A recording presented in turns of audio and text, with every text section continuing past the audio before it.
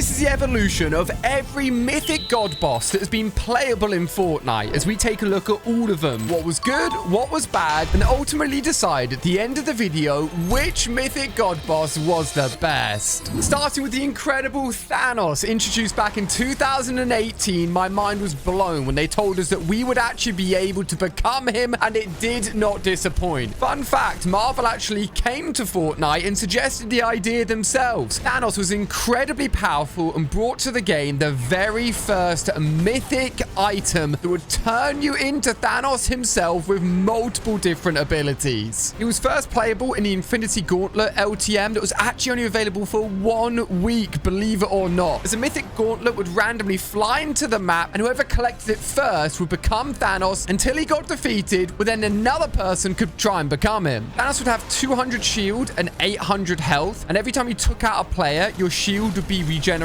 all the way back up to full, but your health would not regenerate. So all of that damage that you'd slowly take from players hitting you to your health, you needed to protect, because once that hit 0, you were dead. Thanos had some special abilities like taking no full damage, but also couldn't build or open doors. Luckily, his abilities allowed him to smash through everything and completely destroy anything that was in front of him. His first ability was a punch that would knock back players, destroy structures, dealing 75 damage. His second ability would fly Thanos towards the ground, hitting the area for damage, like a ground pound. His third ability was a beam shot, like a giant laser beam that shot power from his gauntlet. Was the best way of defeating players at long range. And finally, he had a super jump that would send him extremely high in the air. However, as you're building up that super jump, it took a little while, and you were very, very easy to be hit. Thanos was mind-blowing and so fun to use, but surviving with him all the way to the very end was actually very, very hard, and he did not guarantee you a win if you became him. Thanos then returned in the endgame LTM during Chapter 1, Season 8. This time it was 2 teams, Thanos' team versus the Avengers team. If you're on Thanos' team, it was up to you to collect all of the different Infinity Stones, and the very first person to collect an Infinity Stone would become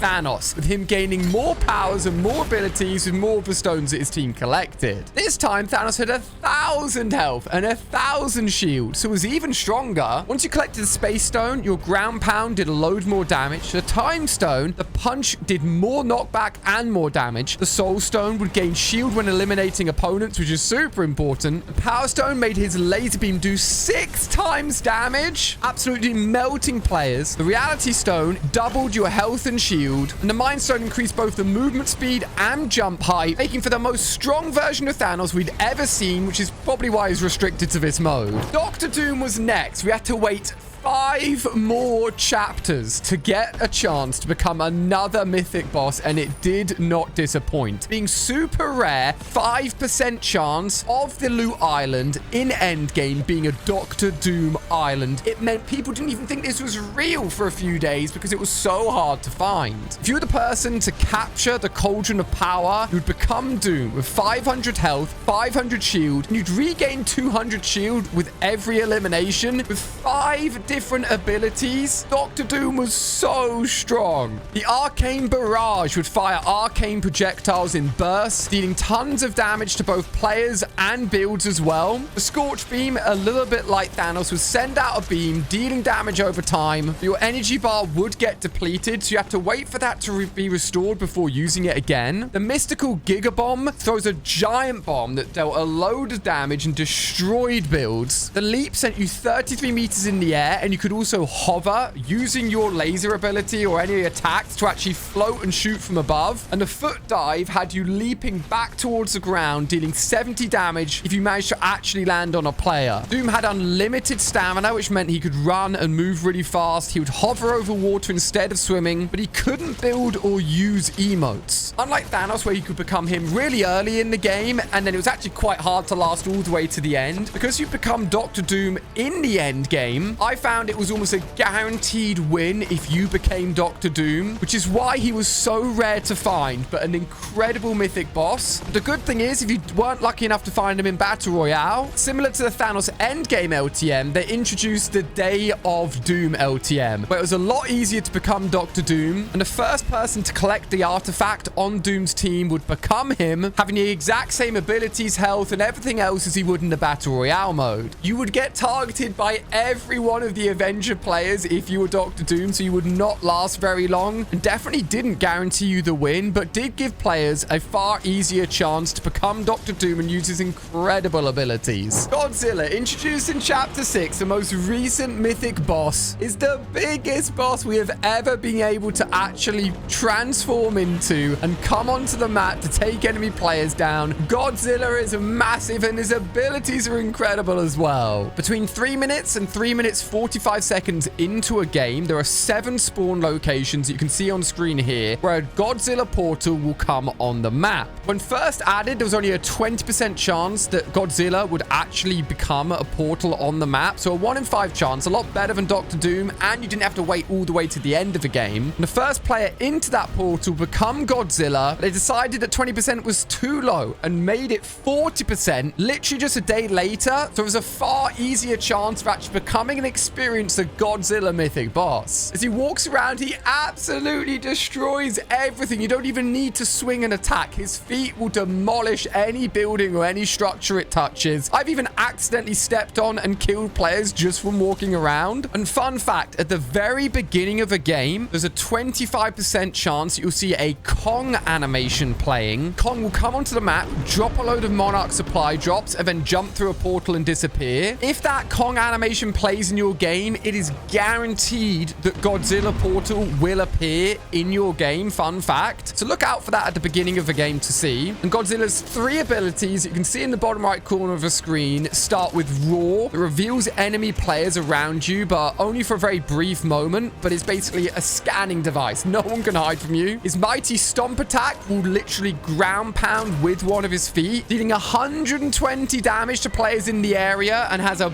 big radius of damage. And the heat ray, like we've had with every mythic boss so far, is basically a giant laser beam. This one only dealing 8 damage, so a little bit weaker than some of the other mythic bosses, but there's something unique that the other bosses didn't have. And in the bottom left hand corner, you're not actually just seeing a health bar, you're actually seeing a timer as well. You can beat Godzilla for a maximum of 10 minutes, meaning it's almost impossible to actually win as Godzilla because the game goes on for a lot longer than 10 minutes and someone's always bound to run and hide. So becoming Godzilla does not guarantee you a win, but it does guarantee you a lot of fun, and there's actually some tactics to take down Godzilla if you ever find yourself up against his mammoth boss. The railgun deals extra damage when shooting and fighting against Godzilla, and you'll deal critical damage if you shoot the pink scales on Godzilla's back. And when you hit these and knock them off, they'll actually go flying onto the map and can actually be consumed as a mythic, giving you 40 health and dashes that you can use to avoid Godzilla's attacks. Whoever deals the most amount of damage to Godzilla, which can be seen on your screen by a little bar chart, will instantly be rewarded with the Godzilla medallion, which will give you 3 dashes for the rest of the game, and the exotic burst quad launcher, making Godzilla one of the most fun bosses, most chaotic bosses, but not a guaranteed win boss. Which is why if I take into consideration all 3 of these incredible mythic bosses, and I hope we get a lot more in the future of Fortnite, I'd have to say that Thanos was the most exciting boss to become, Godzilla was the most chaotic boss to become, but Dr. Doom, with all of his abilities, and there's a reason they put him so late into a game to actually be able to become him, is the most powerful. But let me know if you agree. Click on screen here to watch more Fortnite videos. I'm about to disappear. These mythic bosses were incredible, and I'll see you on another video.